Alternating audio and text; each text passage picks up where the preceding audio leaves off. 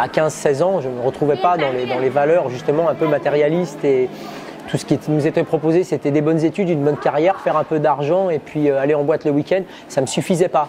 Et donc je me suis réfugié dans les arts martiaux pour essayer de trouver du sens. Et de fil en aiguille, je me suis retrouvé dans la spiritualité derrière les arts martiaux, le zen, etc.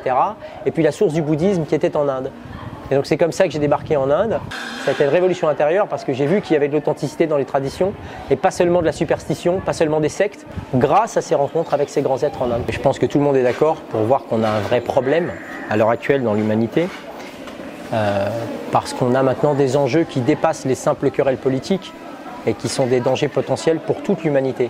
En l'occurrence le climat, l'écologie, tout ce qui est aussi biologique, c'est-à-dire les maladies, les virus, etc. On vit dans un système monde où on doit apprendre à tous être concernés par les problèmes de tous.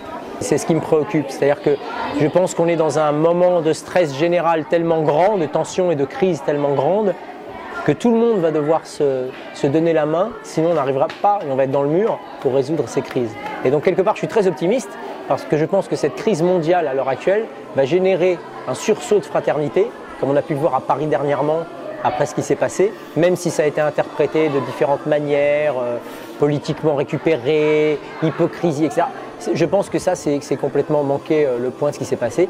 L'humanité est capable d'avoir des grands sursauts de fraternité et d'humanisme en phase de crise profonde.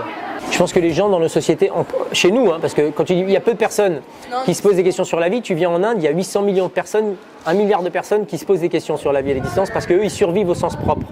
La vie, la mort, ils la côtoient tous les jours.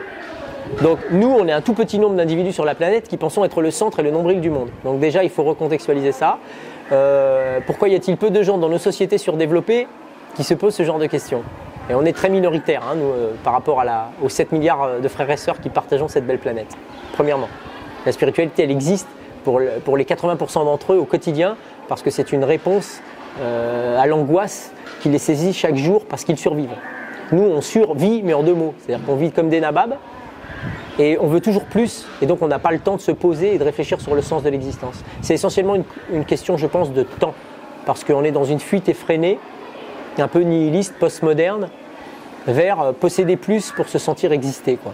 Parce que justement, on n'est pas capable de contextualiser notre existence dans quelque chose de plus grand que notre petite vie. C'est-à-dire dans un monde où 1% des gens captent 40% des richesses ou plus, je ne suis pas du tout spécialiste en économie, on voit bien que c'est devenu obscène. Sous l'égide du label du libéralisme, on est arrivé à un modèle économique qui est complètement obscène et qui lui-même génère des tensions au niveau politique. Il y a des intégrismes qui se servent de cette misère qui est générée dans certains pays du tiers-monde, etc. Donc il nous faut nous interroger, revoir notre copie. Et quel est le ferment derrière tout ça ? La fraternité, l'altruisme, c'est la même chose. Mais ce qui est sûr, c'est qu'il y a un malaise général sociétal qui fait que les gens ont tendance à chercher refuge dans des spiritualités, quand ils le font, qui ne sont pas souvent adéquates, qui sont souvent sectaires, qui sont souvent ou obsolètes ou trop orthodoxes, etc. Et il faut inventer une spiritualité qui soit moderne, qui soit fraternelle, qui soit joyeuse et qui sache garder la raison, qui sache collaborer avec la raison. La spiritualité n'est pas forcément et n'est jamais la véritable spiritualité déraisonnable. C'est la meilleure réponse aux intégrismes. Si on laisse un vide spirituel, on laisse le champ libre pour tous les intégrismes. C'est pour ça encore qu'une fois que je veux promouvoir et que je milite pour des gens comme Pierre Rabhi, comme Mathieu Ricard, même comme Nicolas Hulot, qui proposent des voies, on pourrait même dire que l'écologie c'est une voie spirituelle, mais pour un monde meilleur, etc. Il faut absolument repeupler cet espace qui est laissé vide et qui pour l'instant permet au mal, si je puis dire, de s'infiltrer. Je pense qu'effectivement il y a une urgence parce que ce phénomène de crise mondiale est en train de s'accélérer, on le voit.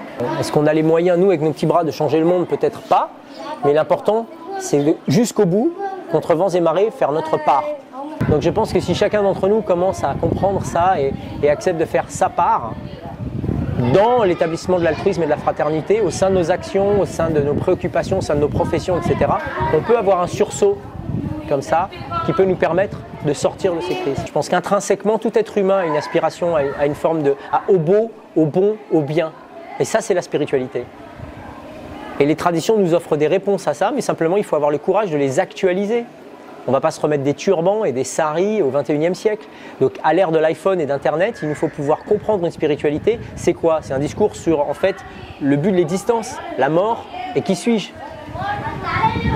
Et est-ce qu'on peut arriver à extraire la substantifique moelle des traditions sans se traditionnaliser nous-mêmes devenir des orthodoxes ou de devenir sectaires. Et je pense que c'est le pari à faire, c'est-à-dire un pont entre tradition et progrès à l'heure actuelle. Surya, c'est un pont. La fraternité, c'est un pont.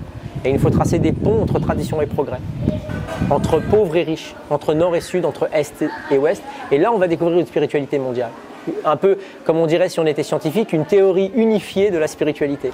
On a créé Surya.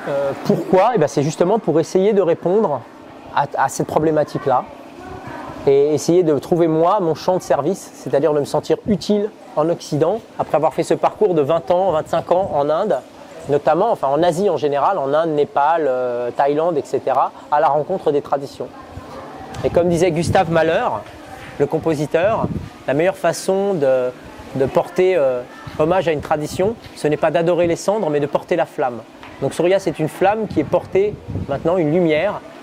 On a été chercher la lumière là où elle était cachée, c'est-à-dire en Inde, pour essayer de recontextualiser la sagesse des traditions à l'ère moderne. Donc c'est ça Surya.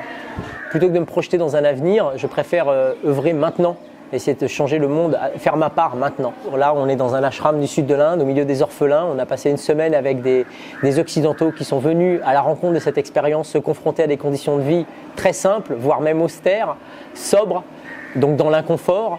Ils sont sortis de leur zone de confort occidentale, ils sont venus, ils ont accepté de servir les enfants. On a manifesté l'altruisme, donc voilà, tout ce qui me rend heureux, c'est ça, vraiment.